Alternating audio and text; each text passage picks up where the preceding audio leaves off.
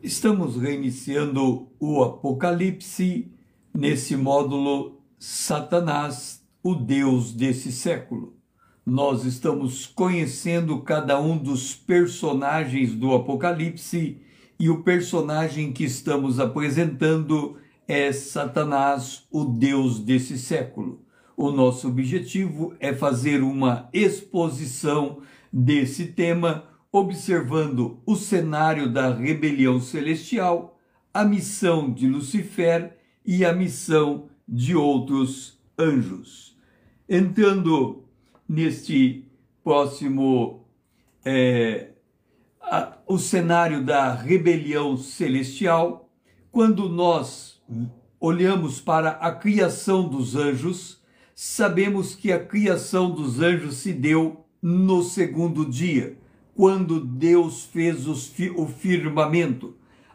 No primeiro dia, Deus fez a luz. No segundo dia, Deus fez o firmamento, os céus, o céu e os céus dos céus, o lugar da moradia de Deus.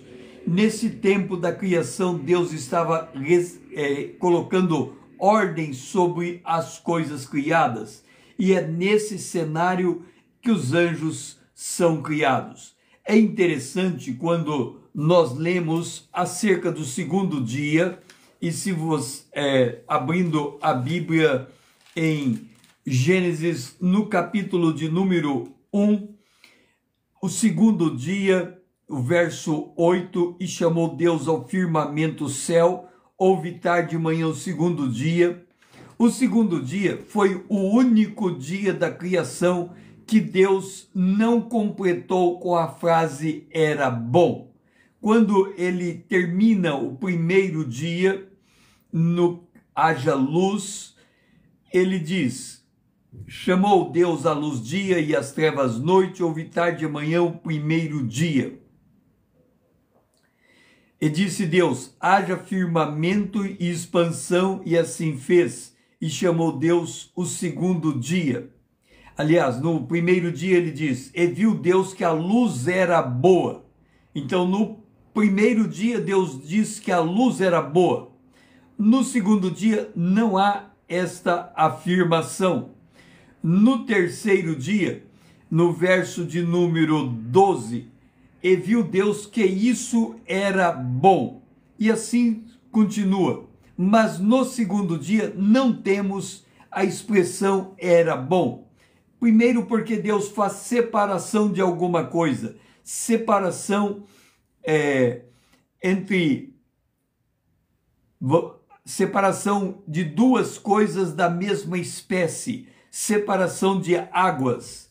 Haja firmamento no meio das águas e separação entre águas e águas. Nesse sentido, nós vemos que a rebelião dos anjos se deu neste segundo dia. Nesse dia, por meio de sucessivas interações entre energia e matéria, o universo foi sendo formado, incluindo as galáxias e as estrelas, inclusive o sistema solar, em especial o Sol e a Terra. Mas por que esse dia não seria um bom dia? Vamos continuar olhando para a missão de Lucifer. A Bíblia diz em Ezequiel, capítulo 28, versículo de número 13, Ezequiel, capítulo 28, versículo de número 13, que ele estava no Éden, jardim de Deus. Então, Ezequiel 28, 13, estava no Éden, jardim de Deus. Quando nós lemos Gênesis, no capítulo de número 2, nós vemos que Adão estava no Éden, jardim do Éden. E o jardim do Éden de Adão era um jardim do Éden formado de minerais, de vegetais. Este jardim em que Lucifer se faz presente, ele é formado de pedras preciosas, de ouro. O que está acontecendo aqui? No segundo dia, quando o Sol e a Terra estavam sendo formados como planeta, principalmente a Terra, ela passava, era como uma bola de fogo incandescente. Havia vulcões, e nessa fornalha que era o planeta Terra, nesse estágio da sua formação, estava sendo formado os minerais. Todas as pedras preciosas te cobriam: o sárdio, o topázio, o diamante, o berilo, o ônix, o jaspe, a safira, o carbúnculo e a esmeralda. De ouro se te fizeram os engates e os ornamentos. Então, naquele momento do planeta Terra, naquele estágio da sua criação, Lúcifer tinha sido colocado na Terra para cuidar da Terra. No versículo 14, é dado a razão pela qual Lúcifer foi colocado no planeta Terra, naquele estágio da criação, na condição de, verso 14, tu eras o querubim da guarda ungida e te estabeleci. Permanecias no Monte Santo de Deus, no brilho das pedras andava. Imagine você, a terra sendo criada. Isso daria quanto tempo? O primeiro dia, quando Deus fez a luz, levou 8 bilhões de anos. O segundo dia, quando Deus cria as estrelas, as galáxias, dá mais 4 bilhões de anos. Então nós estamos falando de há 12 bilhões de anos atrás. 12 bilhões de anos atrás, e nesse cálculo que estamos fazendo, do Big Bang até a data de hoje, seriam 15 bilhões de anos atrás. Então, se nós fizermos a conta de 15 bilhões menos 8 bilhões, nós estamos falando há 7 bilhões de anos atrás. A Terra, ela tem a sua formação em torno de 4 bilhões de anos atrás. Nesse tempo, a Terra era uma fornalha e os minerais estavam sendo formados naquele período. Lúcifer tinha sido colocado naquele lugar e naquele lugar na condição de guarda. No verso 16, diz: na multiplicação do teu comércio te encheu o teu interior de violência e pecaste. Veja bem, nós estamos falando dos anjos. Os anjos foram criados em torno de 8 bilhões de anos atrás. Eles tinham relacionamento entre eles.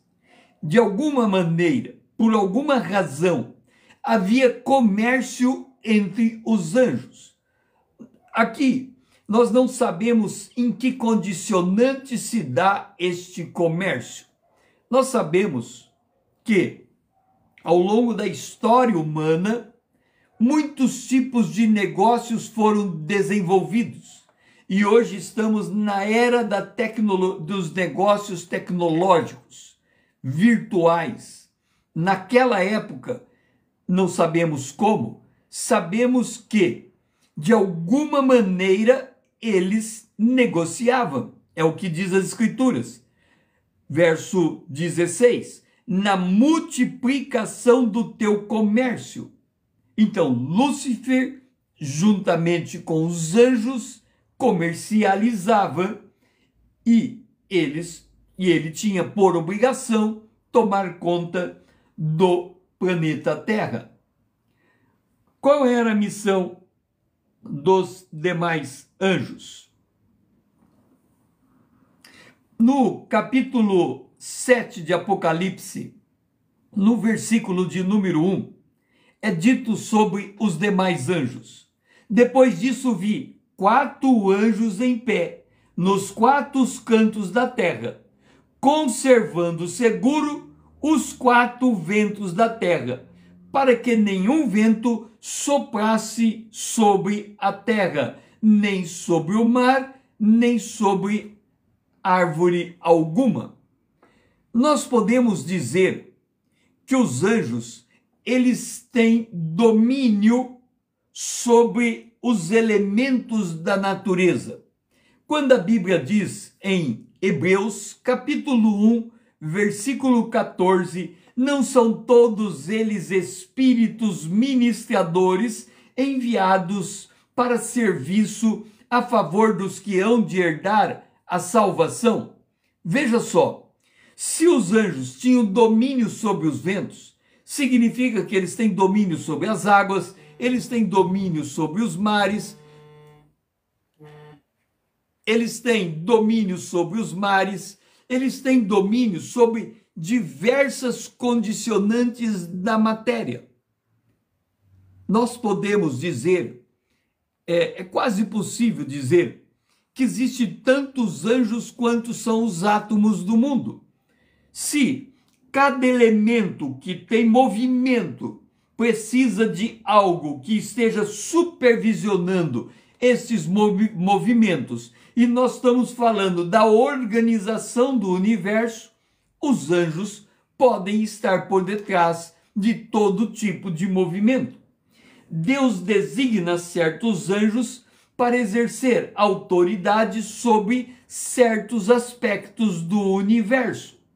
Por exemplo, o Salmo de número 103, o versículo de número 20 diz: bendizei ao Senhor todos os seus anjos,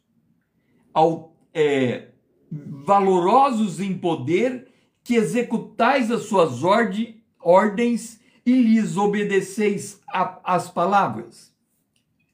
Note o seguinte, Deus, quando nós falamos de Deus, nós estamos falando do único Deus. Quando nós falamos de Deus, ele governa todo o universo.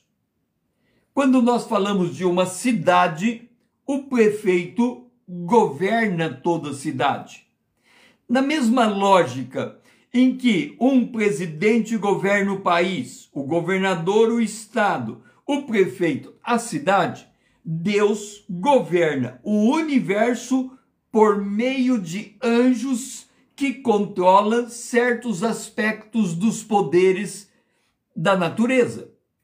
E eles executam esses poderes por ordem de Deus. Miguel, em Daniel capítulo 12, versículo 1, aparece, por exemplo, Miguel, e diz assim: nesse tempo se levantará Miguel, o defensor dos filhos do teu povo.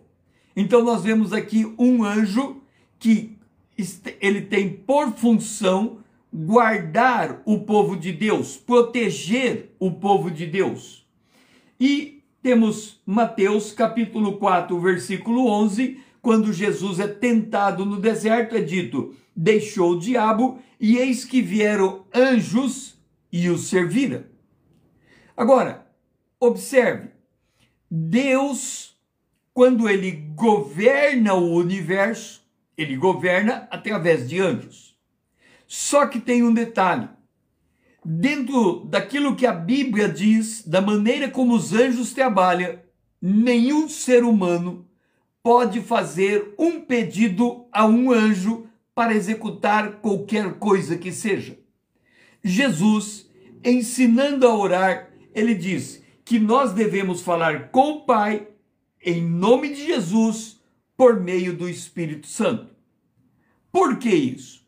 Imagine você que Deus está governando o universo. Quando ele vai falar com Jó, a partir do capítulo 38 de Jó, Jó está impressionado porque ele havia perdido todas as suas coisas.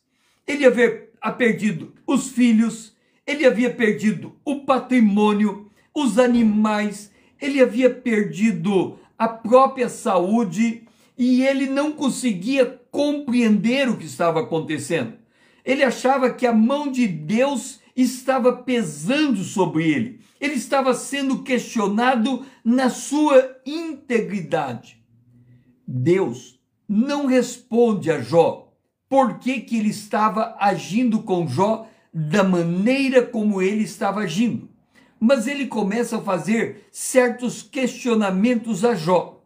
E nesses questionamentos, ele pergunta a Jó: você estava quando eu estabeleci os fundamentos da terra? O que Deus está dizendo a Jó? Ele está dizendo: Jó, eu dirijo o universo inteiro. Não começou agora, começou há bilhões de anos atrás. Agora, se eu tiver que explicar algo que no teu tempo finito acontece num período mínimo de 70 anos, quando o meu parâmetro é a eternidade, você jamais compreenderia as minhas atitudes, porque eu tenho que explicar todos os encadeamentos de eventos até chegar aonde você está. Você não teria tempo de vida útil para me ouvir. Então, já que você não consegue compreender os meus propósitos, você não consegue compreender os meus desígnios, descansa. Boa noite, Deusinho. Descansa, descansa, deixa que eu tomo conta. Basicamente foi este o recado de Deus a Jó. Ora, se Deus administra todas as coisas, ele o faz por meio dos seus anjos. E se nós queremos algo, precisamos de algo, nós não temos a capacidade de perceber o que estamos pedindo, porque está escrito: nós não sabemos orar como convém. Então o Espírito Santo ele precisa pegar a nossa oração, converter em linguagem celestial, entregar ao Pai, e ele, dentro do parâmetro do governo universal, ele vai estabelecer uma ação para vir ao encontro de nossa necessidade. Então, Deus tem os anjos no governo do universo. Eles são espíritos ministradores a favor daqueles que vão herdar a salvação. Agora, vamos observar a humilhação sentida por Satanás diante do encargo que ele recebeu. Vamos examinar também a desmedida ambição de Satanás. E depois vamos examinar Lúcifer quando ele sai da perfeição para a iniquidade. Primeiro, a sua humilhação, o seu senso de humilhação. Eu quero que você observe o seguinte: quando lemos Gênesis, no capítulo de número 1, no versículo de número 1, nós lemos: criou Deus os céus e a terra. Observe um detalhe. Esse texto, Gênesis 1:1, ele dá a síntese do que Deus fez. Do verso 2 em diante, Deus demonstra o processo da criação em encadeamento de 6 dias até chegar no homem. Ok, quando você lê o verso 1, no princípio criou Deus os céus e a terra, nós podemos ler o primeiro verso da Bíblia da seguinte maneira: Deus criou toda a conjuntura do universo com um único propósito: criar as condicionantes para ter vida no planeta Terra. Vou repetir de novo. Deus criou todo o universo com um único propósito: criar as condicionantes para ter vida no planeta Terra. Você pode dizer assim: isto não tem noção. A Terra é muito pequena diante do universo para Deus criar o universo por causa da Terra. Observe um detalhe.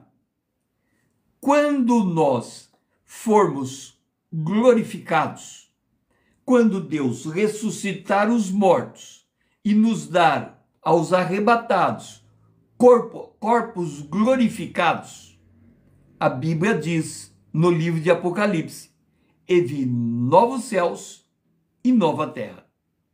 Ora, se Deus cria os céus e a terra se corrompeu pelo pecado, Deus tem que fazer um tratamento na terra para redimi-la e faz com todo o universo junto. A única condição de compreendermos a dimensão da obra de Deus é declarar: Deus criou o universo por causa da terra. Eu não sou do ramo da física e nem da química, mas eu já li em algum lugar alguém dizendo o seguinte: se a Terra tivesse um pouquinho mais para cá, um pouquinho mais longe do Sol, um pouquinho mais perto do Sol, a vida seria impossível no planeta Terra. E aí ele levanta uma série de condicionantes da física, da química, da cosmologia para explicar a perfeição da localização do planeta Terra para que pudesse ter vida na Terra. Você talvez ainda não esteja convencido da importância do planeta Terra. O Salmo 115, ele diz, Salmo 115, os céus são os céus do Senhor, a terra Deus deu aos filhos dos homens. Se você ainda não conseguiu compreender a importância do planeta Terra, Deus fez o seu Filho unigênito se tornar homem na Terra, de tal forma que Jesus se torna, a partir da sua encarnação, para todo sempre, verdadeiro Deus e verdadeiro homem. A Terra é tão importante aos olhos de Deus, que Deus amou o mundo de tal maneira que deu seu Filho unigênito, para que nele crê não pereça, mas tenha vida eterna. Ou seja, Jesus veio habitar no planeta Terra. Agora, vamos voltar aqui a Ezequiel capítulo 28. Deus vem e coloca Lúcifer como guardião do planeta Terra. Lúcifer como guardião do planeta Terra. Agora, observe um detalhe. Em João, capítulo 1, versículo 45 e 46, encontramos uma conversa, um diálogo entre Filipe e Natanael. Filipe encontrou a Natanael e disse-lhe: achamos aquele de quem Moisés escreveu na lei e a quem se referia os profetas, Jesus, o Nazareno, filho de José. Agora, note a pergunta de Natanael a Filipe: de Nazaré pode sair alguma coisa boa? De Nazaré pode sair alguma coisa boa?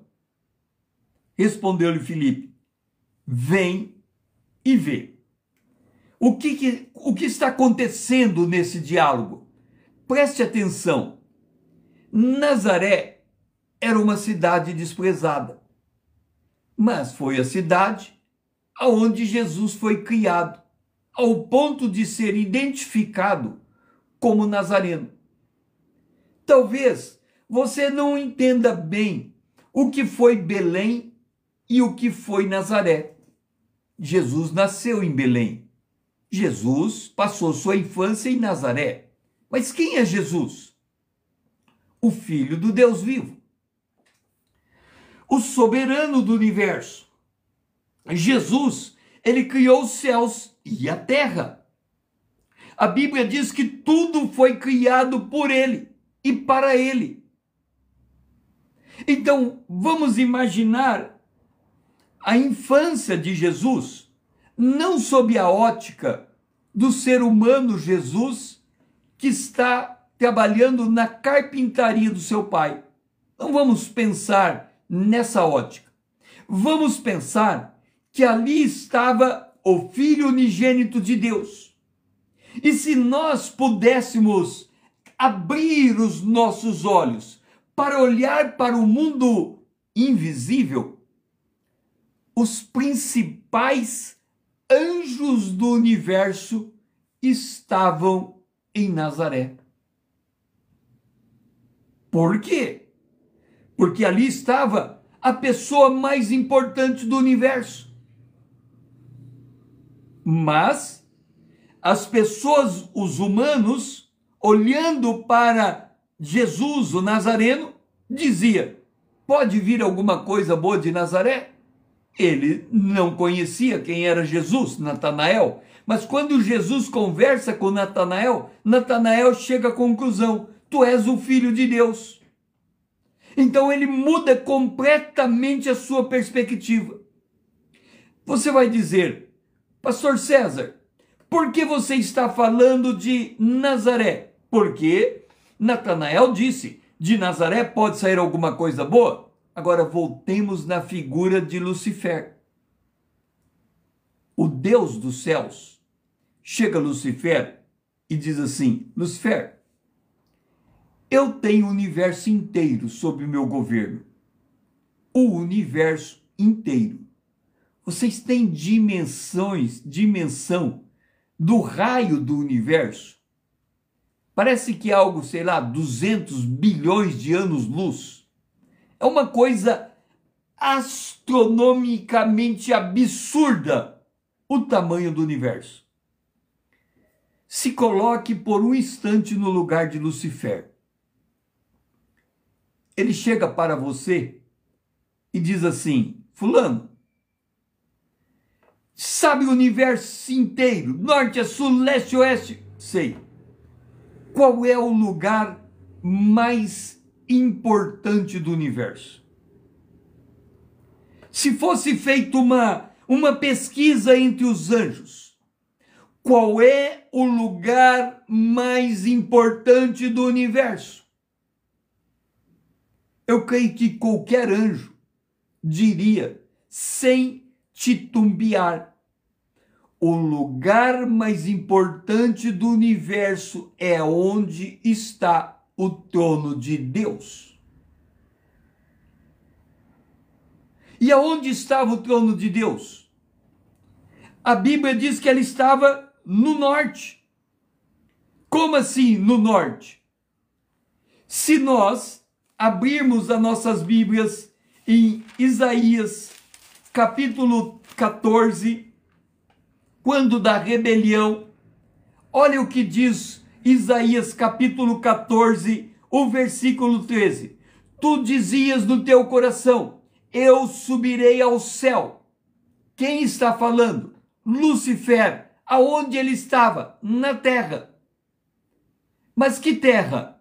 Uma terra formada de minerais. Mas que terra é formada de minerais? A terra no seu estágio de formação há 4,5 bilhões de anos atrás.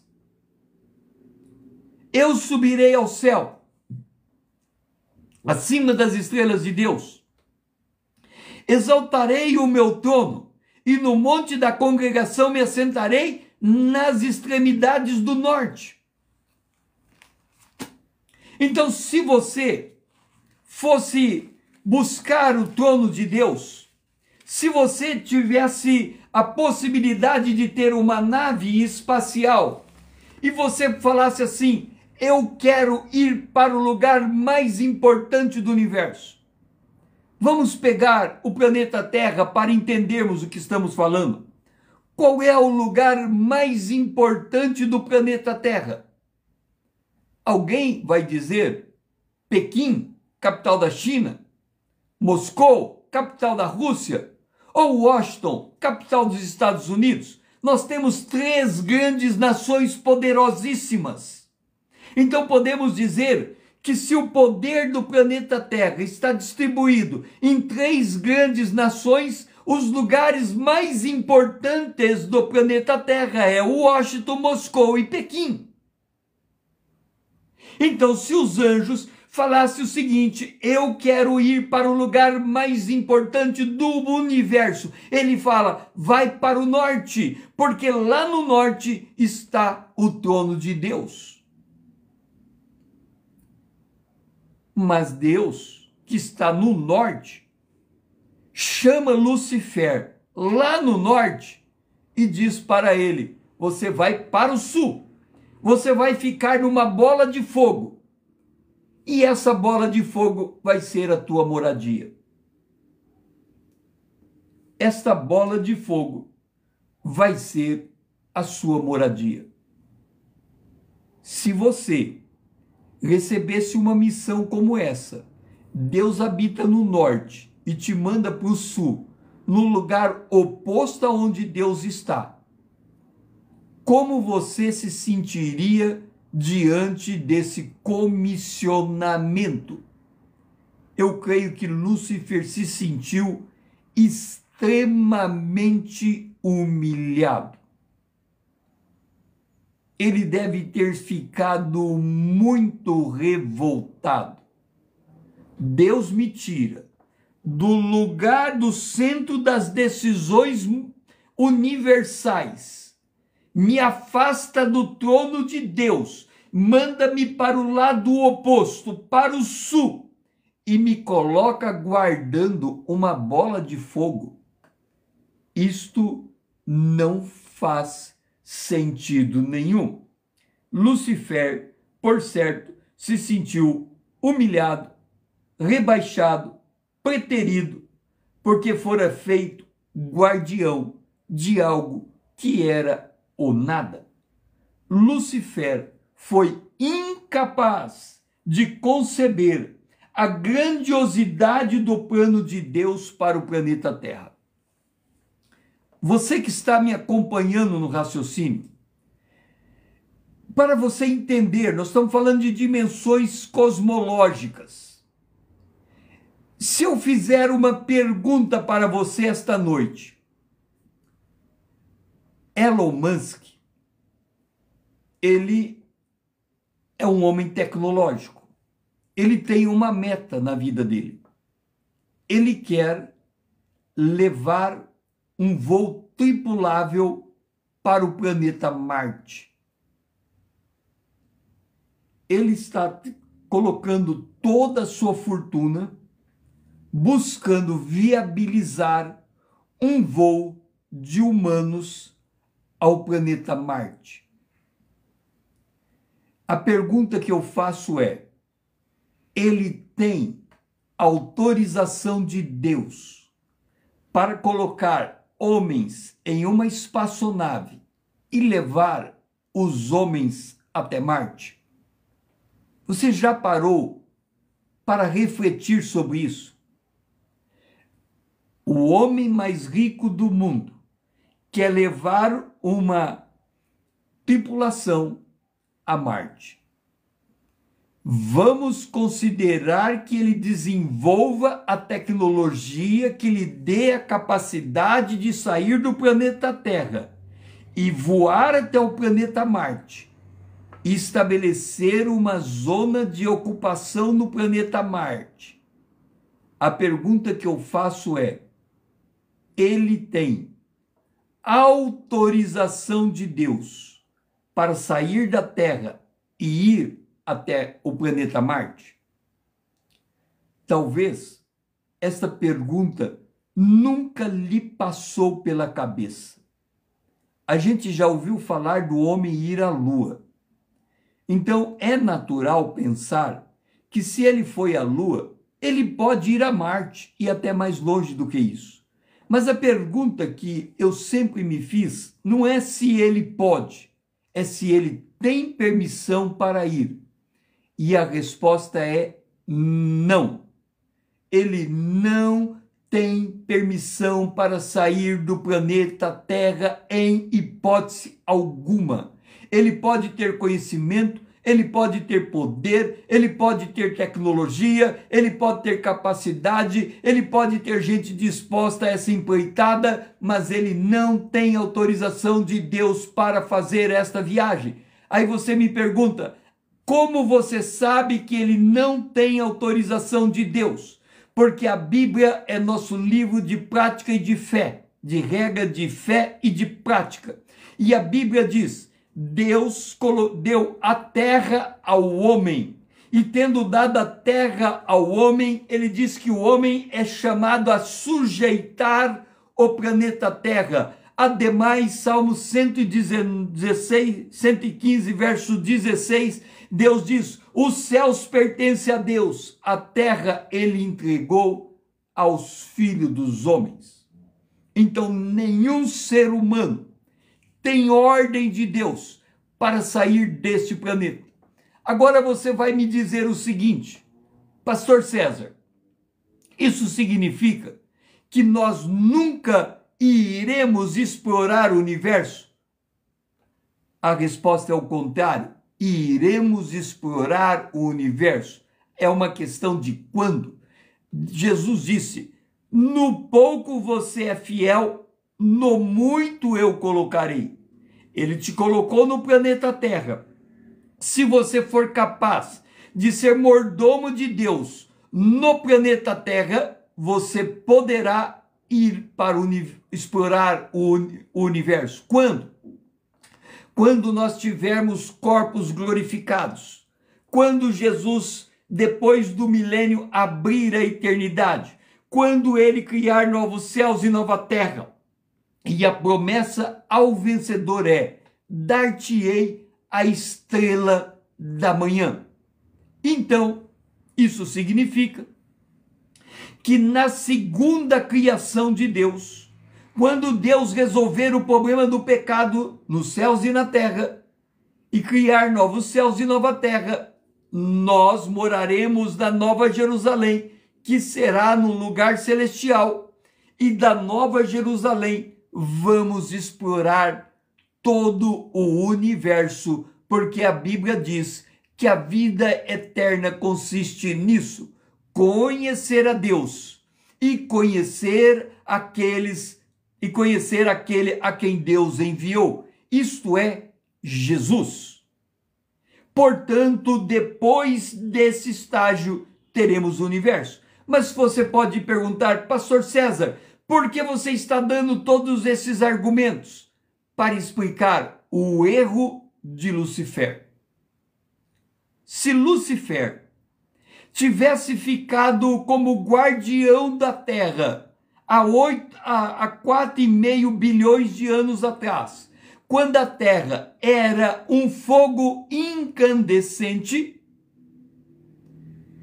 e nós tivéssemos corrido a história, o homem teria sido criado no planeta Terra, com Lucifer guardando o planeta Terra. O homem teria caído em pecado no planeta Terra, com Lucifer guardando o planeta Terra.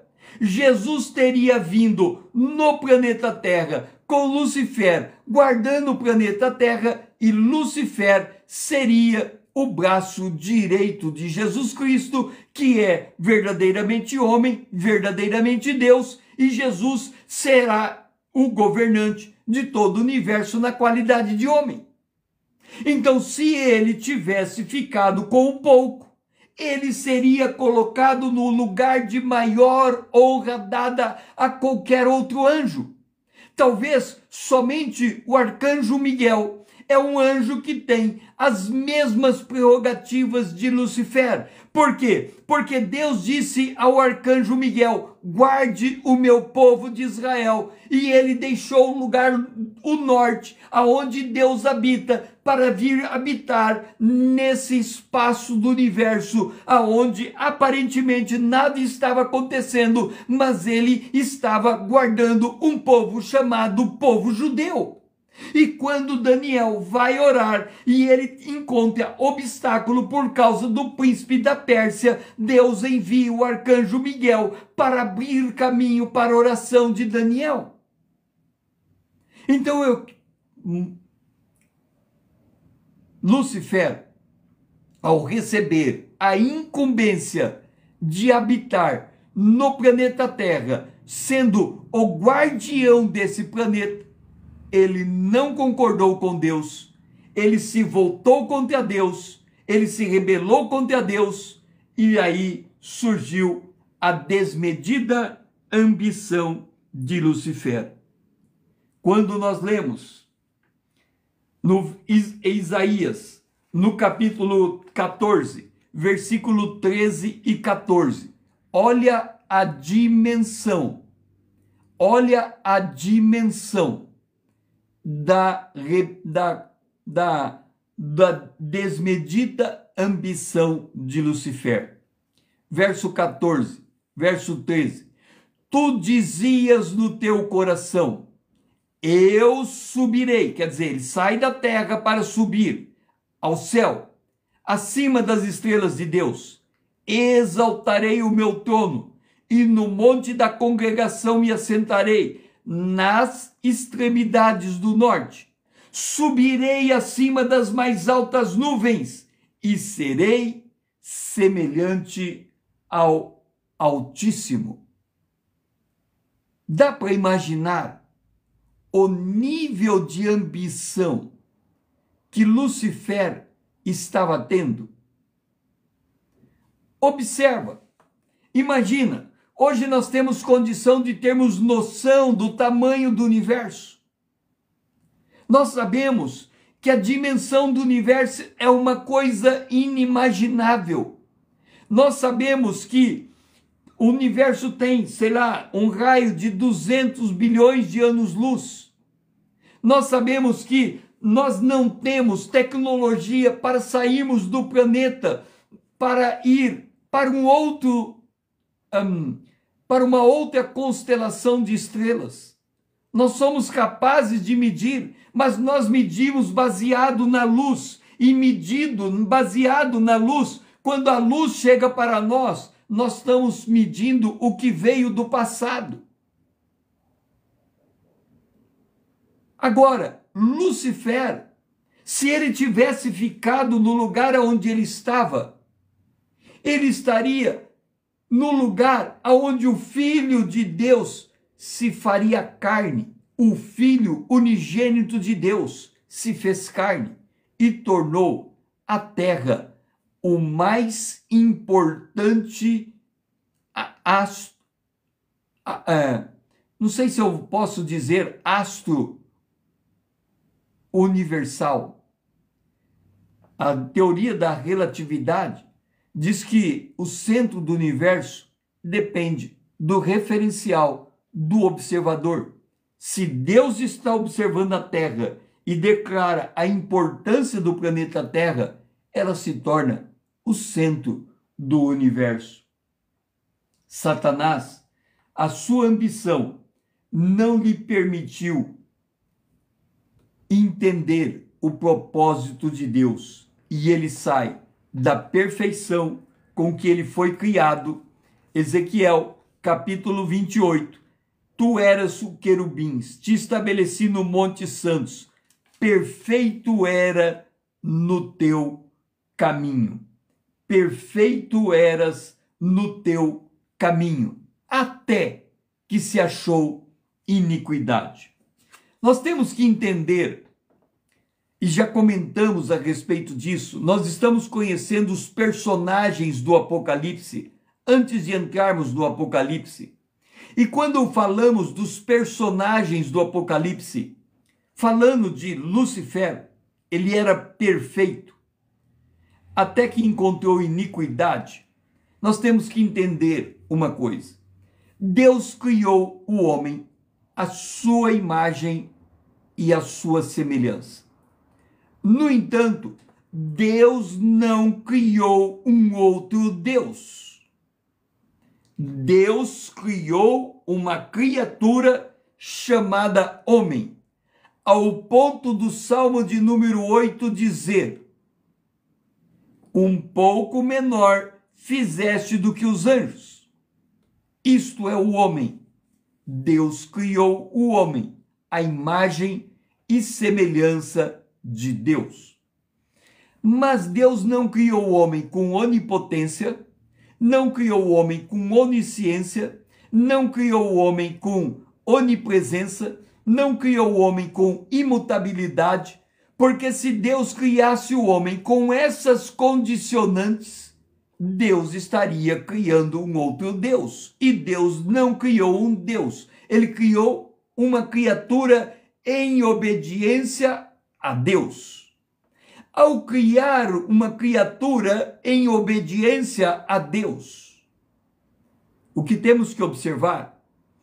Se Deus não cria um ser perfeito, no sentido de impecável, não lhe dá essa capacidade de ser impecável, isso significa que Deus criou um ser dotado de livre arbítrio, direito de escolher. O homem tem direito de escolher que Deus não existe. O homem tem direito de escolher de zombar de Deus. O homem tem direito de escolher de ser incrédulo. O homem tem direito de escolher o seu destino eterno. Se ele quer a vida eterna, se ele quer a morte eterna. Está no desígnio do ser humano. Deus o dotou de livre-arbítrio.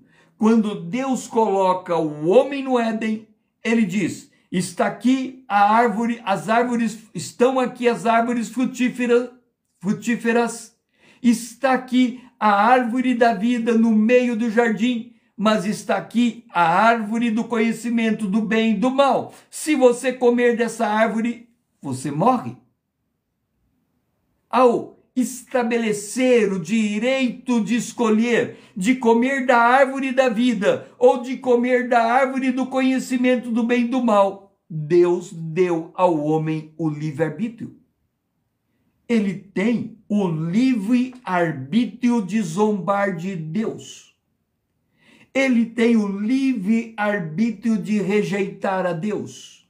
Ele tem o livre-arbítrio de impedir que a palavra de Deus possa ser anunciada. Mas Deus diz o destino. Se você optar por comer, se você optar pela incredulidade, se você optar pela zombaria, se você optar por me negar, o salário do pecado é a morte. E aí a Bíblia diz: há caminhos que ao homem parece direito, o fim dele é morte. Então Deus cria o livre-arbítrio, mas ele atribui ao homem o senso da responsabilidade de dar conta dos seus atos. A mesma coisa ao anjo. Deus deu a ele o livre-arbítrio. E Deus deu a ele o direito de escolher entre obedecer a Deus ou se rebelar com Deus. Quando Satanás se rebelou contra Deus, Deus o julgou e preparou um lugar de sentença. A Bíblia diz: para trás de mim, vós malditos, para o lago de fogo e enxofre, preparado para o diabo e os seus anjos. Deus governa. Ele tem suas leis. Quebradas suas leis, tem o destino. O destino é o lago de fogo e enxofre. Então, nós vemos aqui que Satanás, Lúcifer, que estava como guardião do planeta Terra, não quis permanecer no lugar onde Deus lhe colocou. O aumento de sua riqueza fez crescer a ambição de poder sobre todos os outros. Ezequiel 26, 28, 16. Na multiplicação do teu comércio se encheu o teu interior de violência e pecaste. O aumento do amor por sua própria imagem e beleza corrompeu a sua sabedoria. Verso 17. Elevou-se o teu coração por tua formosura, corrompeste a tua sabedoria por causa do teu resplendor. O aumento de sua iniquidade e de sua injustiça fez profanar os santuários de Deus, os seus próprios santuários, os seus corpos, provável em relações sexuais ilícitas. Verso 18. Pela multidão das tuas iniquidades e pela injustiça do teu comércio, profanaste os teus santuários.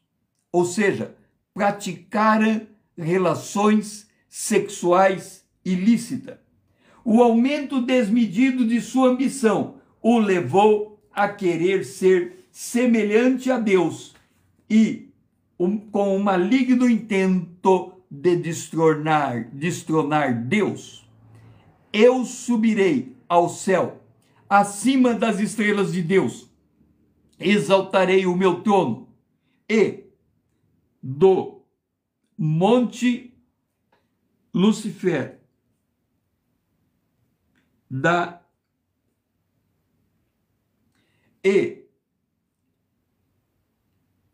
subirei ao céu, acima das estrelas de Deus, exaltarei o meu trono, e no monte da congregação me assentarei, nas extremidades do norte. Subirei acima das mais altas nuvens e serei semelhante ao Altíssimo.